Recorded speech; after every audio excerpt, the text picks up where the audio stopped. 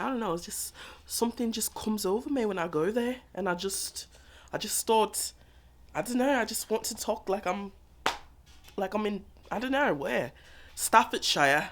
Did I say that correct? Oxford or what? I don't know, but I love to do it. Good morning, guys. It is Sunday, and I am just getting going with my day now. My daughter has got her breakfast in. I've brushed my teeth, washed my face. She's all cleaned up and ready to go. So, it's just a Sunday. Usually we would go to church today, but my husband's a pastor, if you guys do not know that.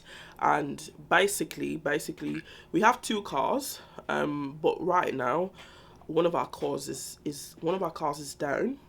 And because he's a pastor, he has to go to church way earlier than us, and our church is an hour or so, give or take, away from our house. So he has to leave a lot earlier than we do. So we have one car now because we're having some car trouble. Then he's gone, and we're here home for church today. So that's how our Sunday is gonna be. It's gonna be a home. And if y'all didn't know, that's not my real accent. I know. I love doing accents. If you know me in real life, you know I'll do an accent by myself, talking to myself, or with other people. But today, I just felt like doing an accent because it's one of my favorite pastimes. I love doing an accent. It just adds. I don't know. I don't know. I can't explain it. I just love it. I just love it. And I don't just do an English accent. I do other accents as well. But today, we're going to just stick with our British accent. So let's go. Since my husband's not here, I'm going to just put on his sweats. Okay. Oh, that's much better. And some fuzzy socks. Let's do them. Guys, listen. Fuzzy socks, if you don't have any, get them. Even if they're like really cheap. These I got on sale after Christmas. Every year I go to Walmart the day after Christmas because they have all their Christmas stuff half off. I go and I stock up on pairs of fuzzy socks. So I've gotten like maybe 5 pairs this year, and here they are. Well, here's one of them.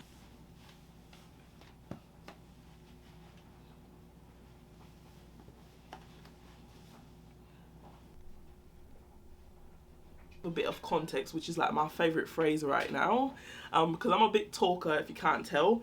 So I love to give context and all other things. But anyway, I love these because they're comforting. Even if you don't know, I'm an attorney, and when I work part-time now and I work from home, but when I was like not remote, I was full-time, I went in person, I would always stash. And if anyone from work is watching, then this is a secret, so this will probably be shocking, but or maybe not shocking, maybe I'm just lame, I don't know. But I would store fuzzy socks in my desk, and when I got to work I would take off my shoes, whatever shoes I was wearing that day, and I would put these on, and it would just give me so much comfort. If you guys don't know much about just being an attorney, it can be quite stressful, especially when you have court, and a lot of our court is virtual. But even virtually you have to deal with opposing counsel, judges, people that are not the most pleasant to talk to or be around. So having a bit of comfort in my desk, and I'm a homebody, so it really makes me feel great. But yeah, so fuzzy socks we have. Since it's Sunday, guys, and my husband's a pastor, I'm going to talk about him a bit, and I'm gonna put him out there. Okay, guys, I'm in our office right now, right?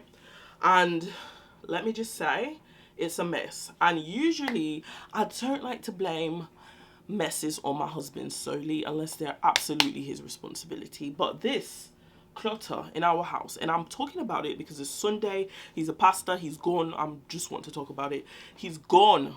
If you guys know anything about pastors, you know they have events and things that they have to do and be a part of all the time. My husband's a youth pastor, so imagine he has events with teenagers and things, so he has a lot of stuff that he brings home, a lot of clutter. And no matter how I beg him, please just take his stuff with you, he will not take it. He will not deal with it. And he'll be like, all right, I'll do it, I'll do it, I'll do it. And, you know, I'm doing it today. I'm going to do it today for sure. Just to get me off his back. And then as soon as I turn my back, he does nothing. And then our office is a mess. So, and another thing. Something big. And I'm going to show you guys, even though it's not going to look like a lot.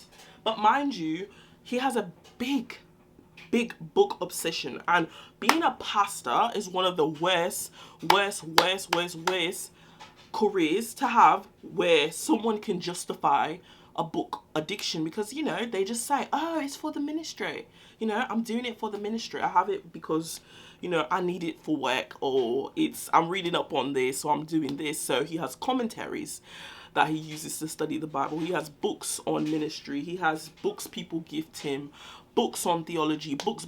And when I show you guys these books, it's not going to look like a lot, right? Because we're in the office and it's a bit, but keep in mind, before I show you this, we have a storage unit where he has boxes on boxes on boxes on boxes on boxes of books. So when I show you guys these, it's not going to look like a lot, and the office is going to look like a mess, and it's going to be because of, okay, it's not totally him, but for a lot of it, it's him, and the porch is almost totally him.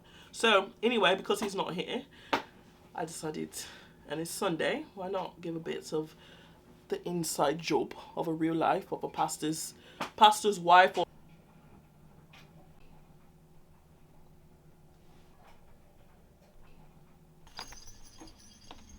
Alright guys, here's some more of his junk.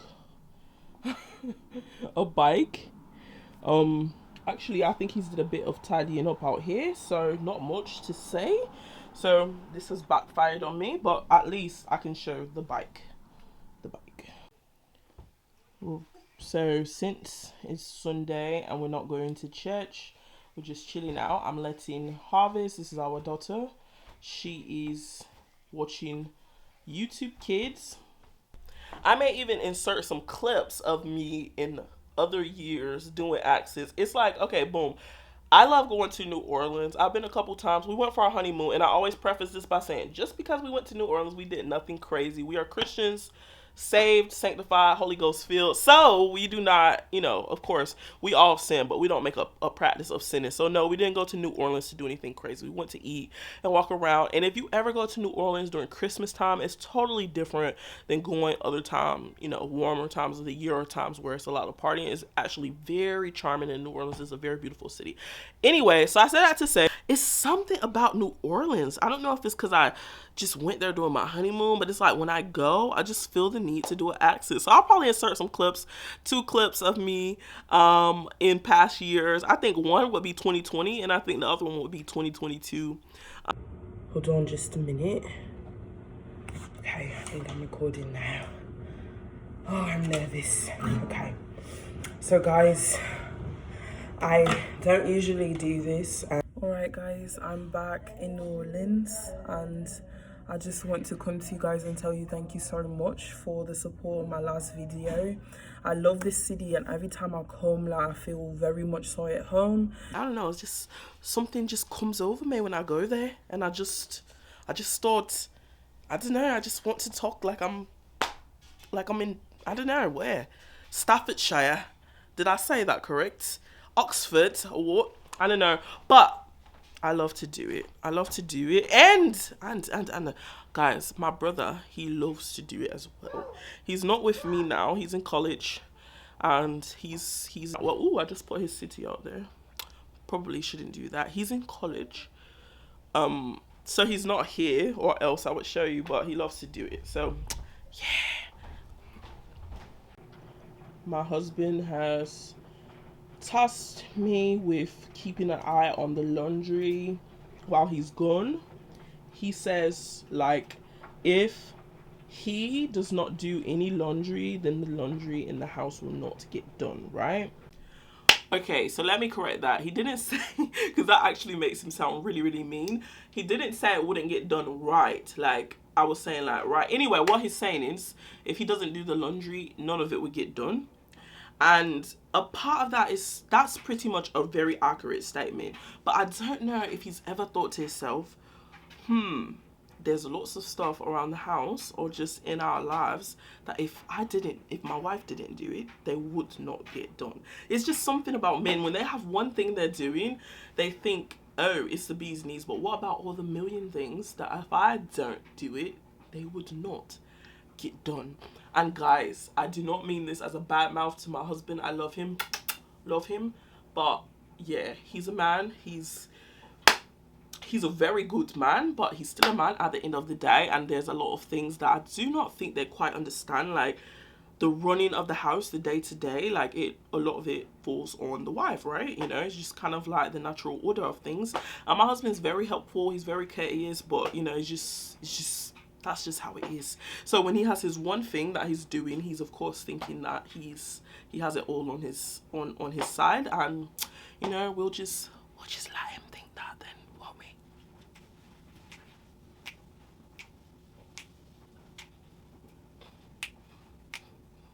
How would I be a person who loved accents if I didn't? I'm gonna go to my regular voice for this. If I didn't, y'all listen, a person who loves accents probably is gonna love a good bit of history or a period piece. Y'all, since I'm on the topic of accents, yes, I love period dramas, period piece. I know like a big thing for people right now is Bridgerton, but for those who just make a habit of watching period pieces in general, Bridgerton is like just a little scratch on the surface of the world of period drama. So if y'all want any of my favorites, let me know. And I will get this disclaimer by saying, yes, I do watch Bridgerton, but because Bridgerton has so much so much inappropriate scenes and stuff in it, I do watch Bridgerton on VidAngel, okay? And I do that with other shows that aren't period pieces or just anything like that's overly inappropriate or whatever.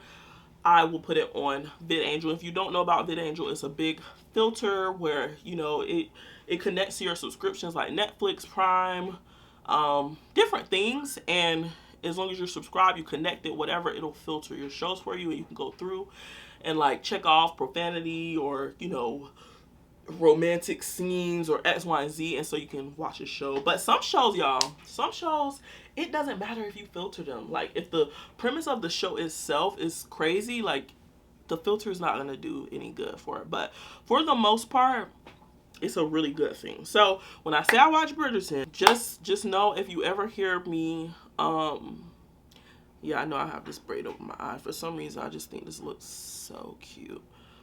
So cute. Anyway, it probably doesn't, but to me it does.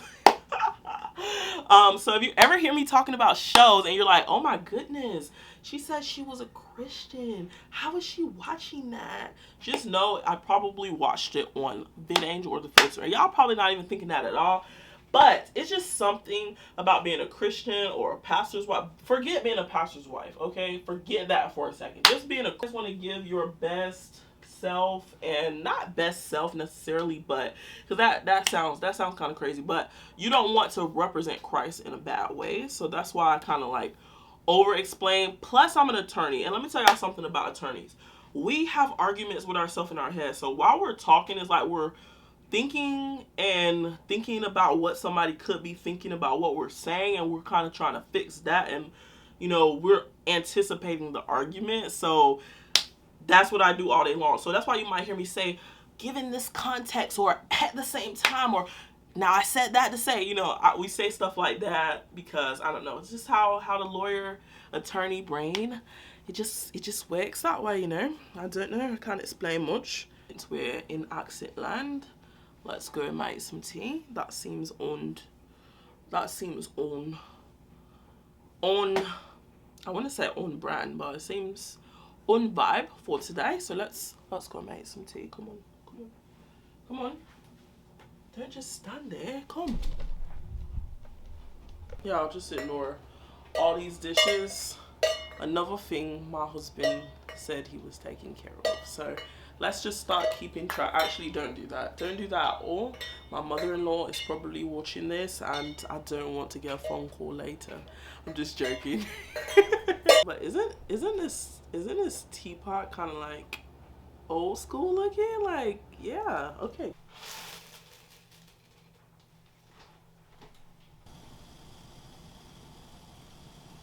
If you guys are asking yourself, what other accents can this girl do?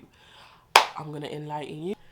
Well, I'm not gonna say it's my favorite, but it's one of my favorites, and I have practiced it so much, like people think it's real.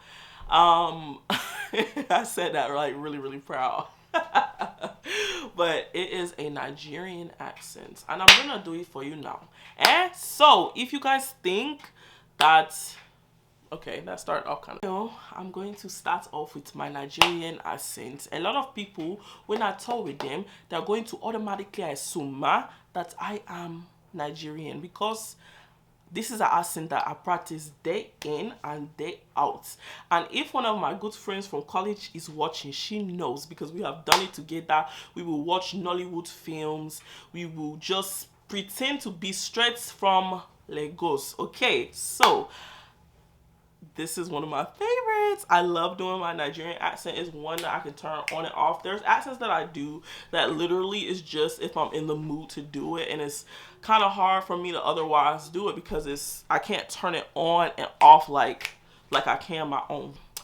But there are some I can do. And my two favorite probably are my English accent and my Nigerian accent. What are some other ones I have? I have a Jamaican accent. I do not do that one as often, but I think I can turn that one on and off. Let's just see.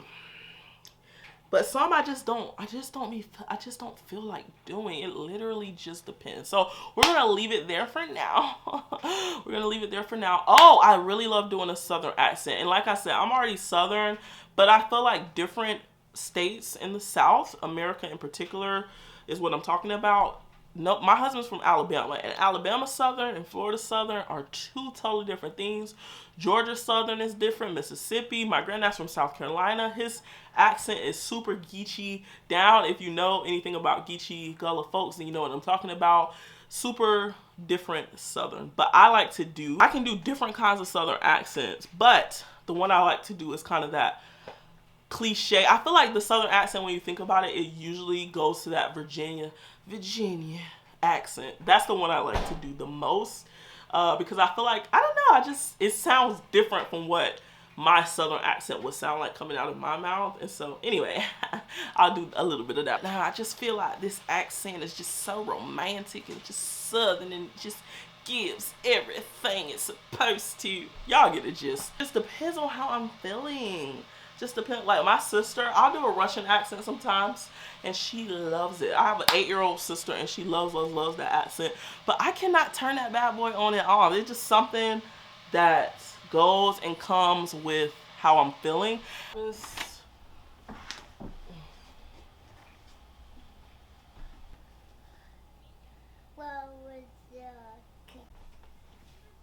you doing, nigga? What you doing, nigga?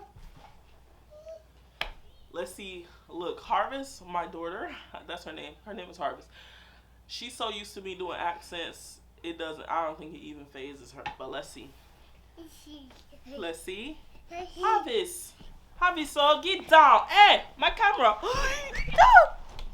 Harvest, why have you gotten up? Why have you gotten up to mess with this camera? Leave there.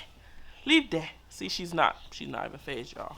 Harvest, why are you kicking mommy? Now, the voice she is phased by is my real voice, because she knows. You know that mom voice? When you know the tone of your mom's voice when she's serious and she means business? That's the only accent she cares about, is a serious mom voice. I think we just created a new accent. A serious mom voice tone, doesn't matter what accent is in, is universal, and the child knows when their mother is serious. So if you haven't noticed by now, I'm a total goofball. And I know y'all probably thinking, did she say that she was an attorney? Aren't attorneys serious? It's no way. No, it's true. It's a way. Where there's a will, excuse my hair sticking up, where there's a will, there's a way. There's goofy attorneys everywhere, y'all. Everywhere. Goofy attorneys unite. But yeah, I'm super goofy. But when I'm in court, I'm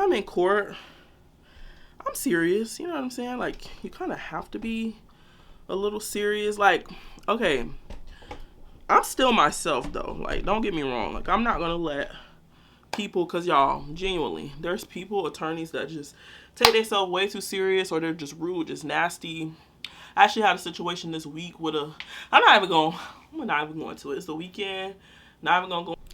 I think our tea is ready, so let's go ahead and check on it. Does anybody else give or get Christmas gifts, Christmas themed Christmas gifts? And it's like, okay, by the time I get my gift, Christmas is over. So somebody may not use it until the next year. And I also, so I'm not talking about people who, somebody gave me this mug, my mom and my sister actually, which I love, but I also give Christmas themed Christmas gifts.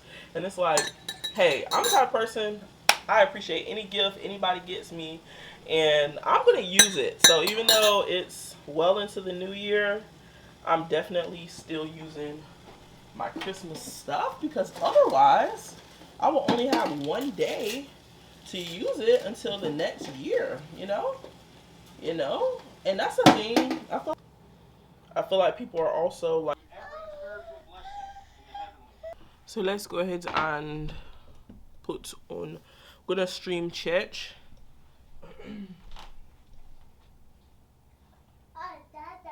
Reading, and there's a lot of that in Ephesians, and so we're going to really be kind of laser focusing on that in the. And this is one of Paul actually lived in the city of Ephesus, and then today what we're going to focus on, what was the culture and the context of the time. So much of understanding a letter from Paul is understanding the culture into which he wrote the letter.